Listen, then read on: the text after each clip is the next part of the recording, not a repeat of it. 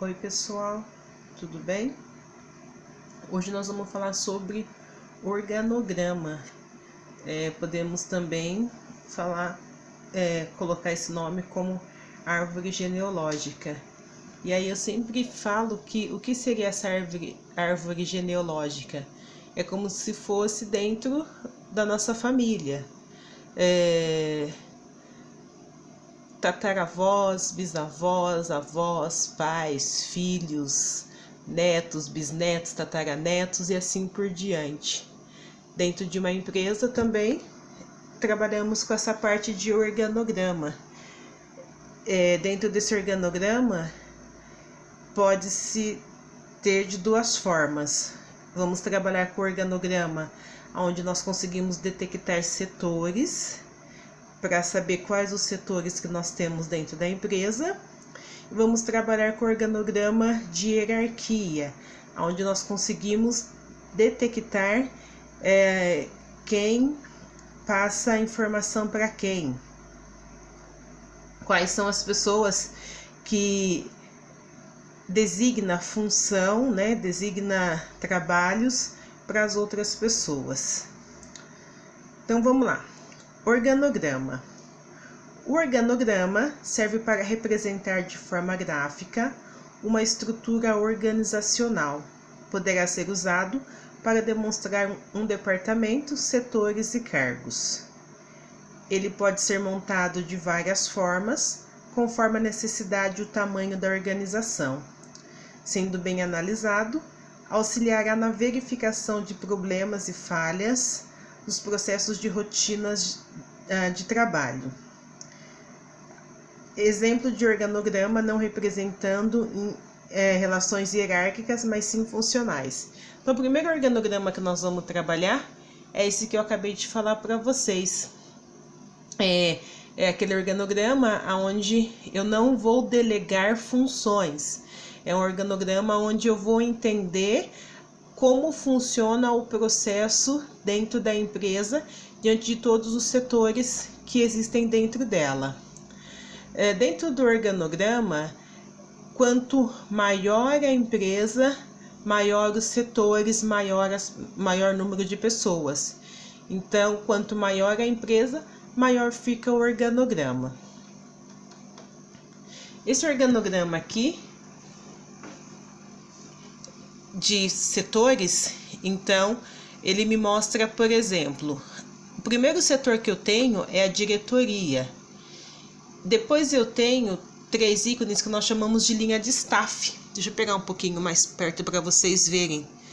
O que é essa linha de staff? A linha de staff, normalmente nós falamos que são pessoas que elas podem ser funcionais tanto para a parte da diretoria como para a parte da gerência administrativa e também para a parte da gerência de operações de serviços.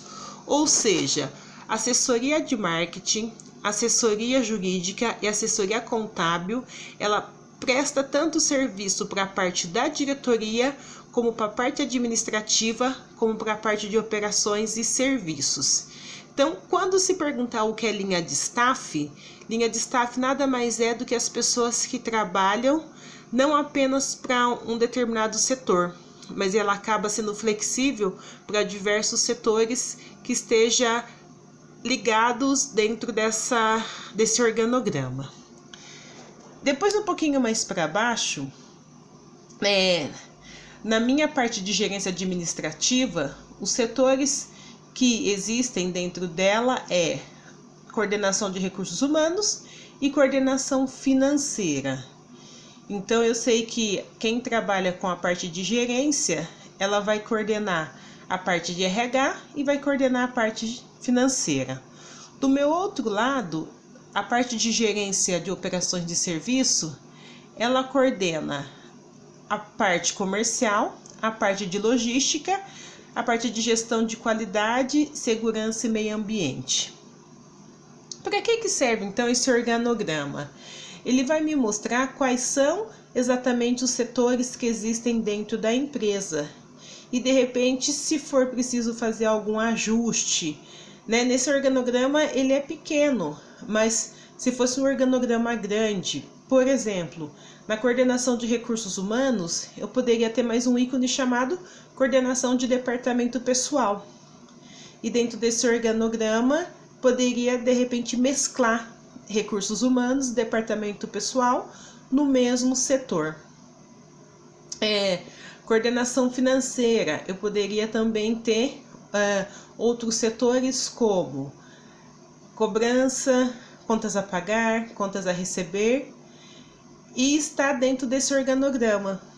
Mas o que eles fizeram que eu achei bem legal? A empresa acabou colocando coordenação financeira e dentro dela tá todos esses setores que eu acabei de citar.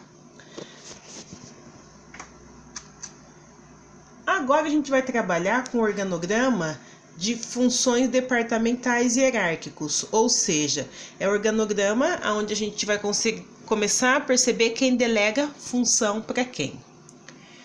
Quanto maior for a estrutura funcional da empresa, mais cargos serão necessários para o desenvolvimento das tarefas.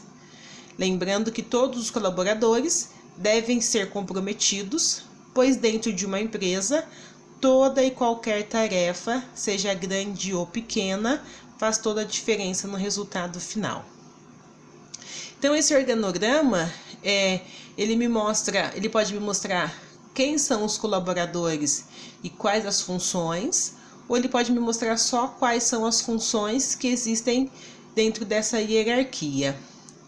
Importante, então, lembrar, que independente do que eu faço dentro da empresa, se é um setor de grande responsabilidade ou um setor de menos responsabilidade, ou se é uma empresa de grande porte ou pequeno porte, o resultado final com certeza depende de todos para poder fazer essa diferença. Então aqui eu tenho um organograma onde eu começo a pensar assim: eu tenho o meu diretor, tenho um representante da direção, que nós podemos chamar de gerente, ou seja, então, esse gerente, ele passa a informação para o diretor. O diretor que delega as funções para esse representante da direção. O diretor, ele é responsável, como também, o representante da direção, pelo assistente financeiro, pelo comprador, pelo gerente de vendas e pelo encarregado de estoque. Então, o que seria o mais correto? Esses setores que eu acabei de citar, financeiro, comprador, vendas e estoque, qualquer problema que eles tiverem, eles passam a informação para o representante da direção, esse representante vai tentar resolver, tentar solucionar o problema, e se ele não conseguir, ele leva esse problema para resolver junto com a direção. Mas aí eu tenho aqui, auxiliar de faturamento e operador de caixa. Então, o que acontece? O assistente financeiro, ele que delega o trabalho para quem trabalha no faturamento e para quem trabalha como operador de caixa. Assistente de compras, comprador, delega a função para o assistente de compras. Vendedor e entregador, gerente de vendas, que delega a função para esses dois setores. Estoquista, o encarregado de estoque também, que delega a função para o estoquista. Vale lembrar, gente, que esses cargos finais que eu falei, faturamento, caixa, compras, vendas, entregador, não seria correto se eles tiverem algum problema ou se eles estiverem, de repente, com conflito com alguma coisa, eles irem direto no representante da direção ou na diretoria para poder solucionar esse problema. Por isso que existe a hierarquia. É como se a gente começasse a pensar na nossa casa. Quando o filho ele quer alguma coisa, normalmente ele pede para o pai ou para a mãe. Dificilmente ele vai lá pedir para a bisavó ou para a tataravó.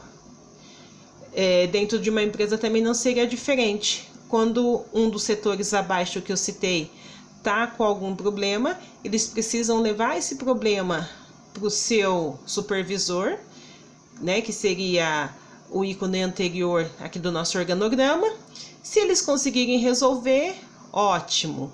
Se eles não conseguirem resolver, eles levam para o representante da direção. Se o representante da direção não conseguir, ele leva até a diretoria.